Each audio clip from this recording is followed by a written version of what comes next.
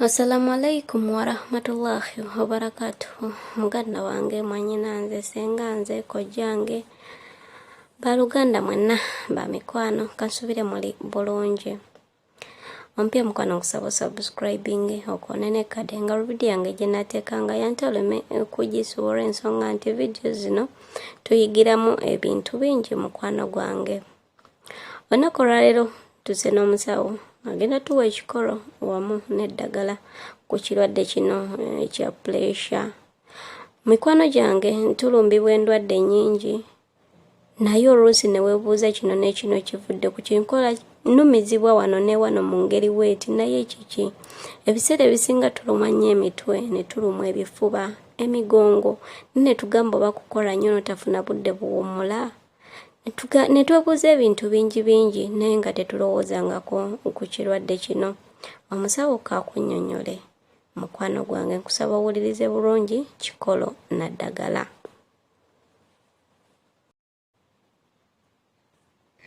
Abooluganda balamusizaako kikolo naddagala. Mpuliriza tukyeyongerayo n'akatundu kaffe akanyomero akebyobulamu nosangako ebintu bino kamunguluze atakuta nowulira nga aziriseemu waba akasawo olya nga omutwe gwe guvuddeko nobanga gubakubye ekintu ku mutwe oluusi bitera okugira kumu n'obulumi bw'omutwe obumu ku bubonero obulaga ntwandiba ne pressure nga eri waggulu alina kyayise blood vision then vision eyo otera okubulwa okulaba sight olwo otutandika okulaba n'olaba ekifuufu oba ekifu mu maaso go ekifo ekyo oluusi naddala singa oba tova kwebaka naye gwe ekiseera ne kijja buzzi nga bw'otunula bw'oti olaba nga waliwo ekintu ekitalabika bulungi mu maaso go oluusi n'okuva omusaayi mu nnyindo ebeera kamu ku bubonero obwa high blood pressure. Osobola ogenda n'oconsulting omusawo wo n'olaba. Then awo wennyini bwe tukiira wano mu kifuba abaawo obubonero ekifuba ekyo kitera okuluma. Ekifuba ekyo kitera okuluma ddala nga kisinziira twayita mawuggwe mu mawuggwe omwo ngoba oli awo bw'okutama ng'owulira obulumi munda bw'olwawo n'oddamu ya n'oyimuka owuliramu obulumi olw'owulira nga ekintu kize kyokka ne kikuluma mu kifuba chest pain eyo nayo katera okuba akabonero aka pressure. Then okuwulira obukufumita munda mu kifuba omwo awasonze wali ekimyufu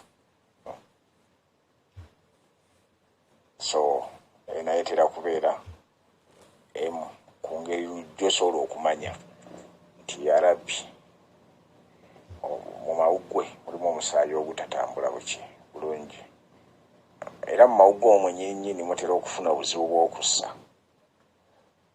n'osika omukka n'owulira nga gugaanye tekitera kulwawo naye nga bwe kijja osobola okukiwulira nti kakati nfunyemu obuzibu mu kussa ng'ate toli mukka tolina ki abasinga wesanga bubeera mu environment eraki ng'erimu omukka okuzibiriza manya okussa kutera okukalubamu wansi wano eno mu kiwato watera okujjawo obulumi kintu ekyo kiri common nnyo mu bajjenaffe bamaawa abanno abamu baziitandira nawe oluusi kisingawo ku ndera nekitandika okufuuka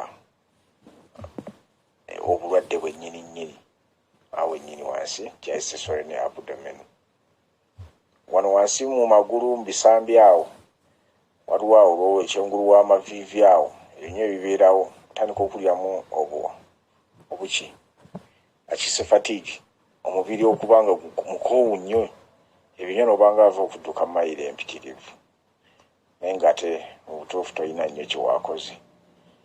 Then eno wansi tukiyita odema. Watera okuzimbamu wansi awo mu binywa wawukanira ekigere n'okugulu. Awo olaba nga mu kinywa ekyo oluusi watera okuluma pureesa ng'ebadde eri waggulu wansi awo ne wazimba namu olumu. Omanyi okuzimba. So obumu ku bubonero kwolabira nti pureesa yandibyanga akoze ki. Naye ng'obubonero buli common kulumwa mutwe okwerumika okwo eno fatigue omubiri ogwo mpozi n'obulumi bw'ekifuba n'okulemererwa okussa bwe businga okubeera common. Because bw'olemererwa okussa kitegeeza waliwo ngiyite ki saga agiyita blood clot. Bw'olemererwa okussa kitegeeza waliwo emisiwa egitakyakola bulungi oba egitakyatambuza bulungi musaayi ogwo.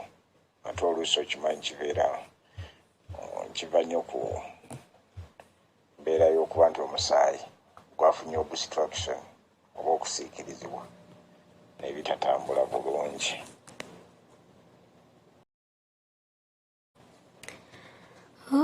Musawo tweyanziza nnyo, tweyanzeege musoma guno gwetuwadde olunaku olwaleero. Ebiseera ebisinga mikwano gyange kituufu girumbibwa ebirwadde bino. Nze ebiseera ebimu ntera kuluma mutwe naye nze oba sewabudde bumala kuba nyinza okuba nga mbeera nnyo ku social media kyekituufu nenebaka nga obudde oba buyise nsinga okutawanyizibwa omutwe. Naye tuyinza kwejjanjaba tutya?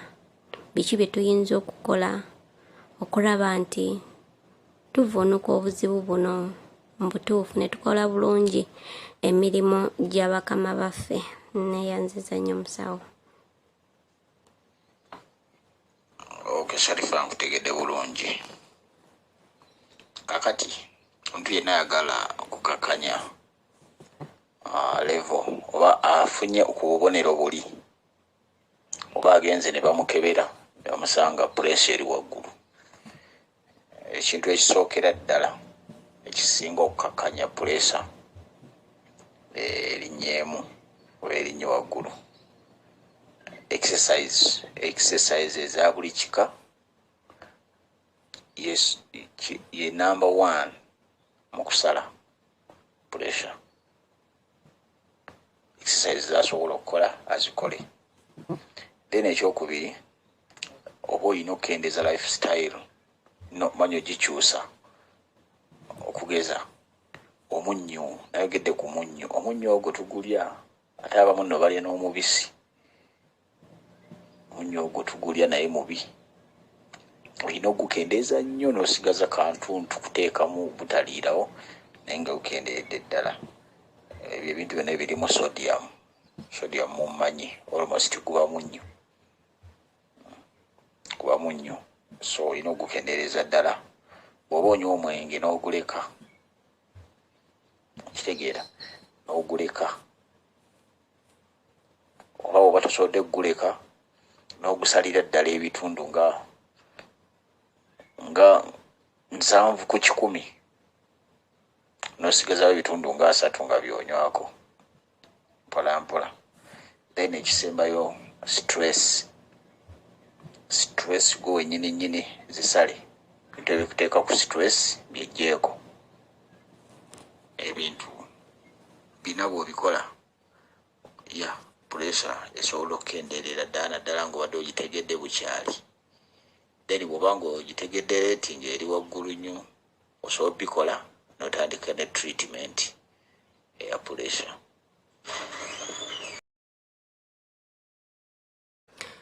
Tweyanziza nnyo musawo, tweyanzeege baganda bange. Ekikola n'eddagala lwa leero byebyo.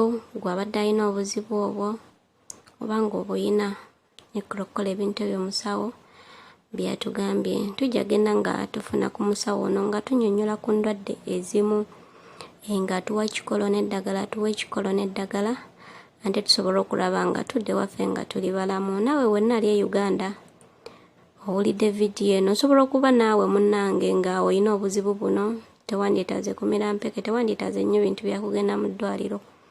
Gano amagezi gasobola okubeera nga nte gakukolera. Walina ekibuuzo ku byobulamu osobola okiteeka mu comments zaffe awo, ante omusawo ajja kuba akuddamu.